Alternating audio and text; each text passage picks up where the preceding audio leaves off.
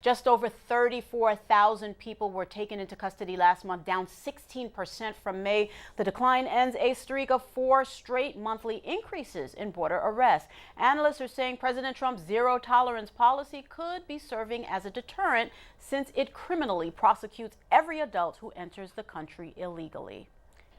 Also standing by at the border in McAllen is editor of Nuestra Voz, Jorge Dominguez. Jorge, you're seeing this situation at the border with your own eyes. Tell us more.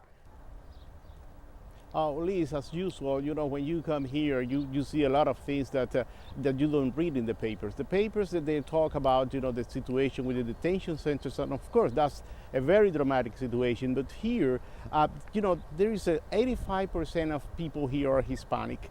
And the other thing is many families here have been living here for years and years without proper documents.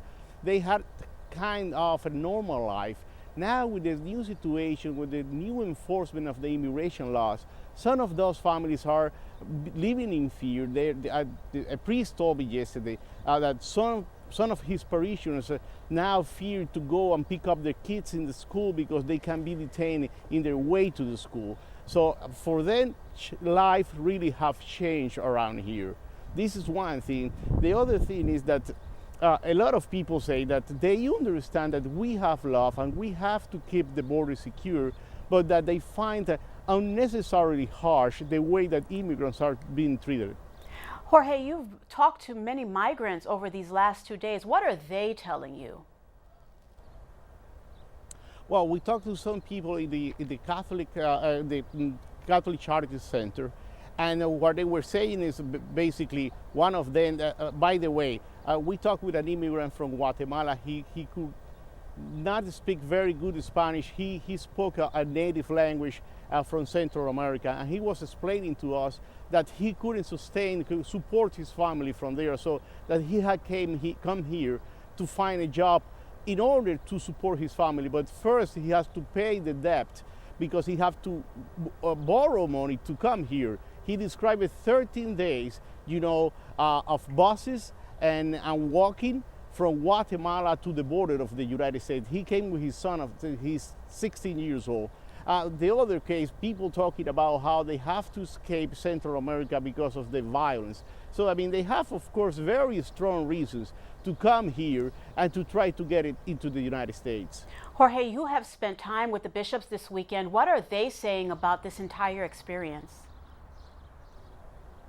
Well, Bishop Flores, who is the bishop of Rio Grande Valley Diocese, and he is the person that is dealing directly with this problem, he says he repeats constantly, we can be a country of law without not being a country of generosity and humanity. He is the champion of considering both sides, saying, on one hand, you have to have laws and you have to enforce the law. On the other hand, you cannot stop being human and you cannot stop treating everybody as human beings. The other, bishop we talked to was Cardinal Linarso, and he was saying, we are here because we want to show our support for people who are suffering, for separated families. So the first thing that we can do is being here and pray for them. Jorge, we have 30 seconds. What is Catholic Charities doing? What's the biggest help that they're delivering? This is very important, Liz. When immigrants are, they have their hearing, they take away, by the way, their shoelaces, they put those electronic bracelets in their ankles, and they are dropped at a bus terminal. Most of them don't know how to get a bus.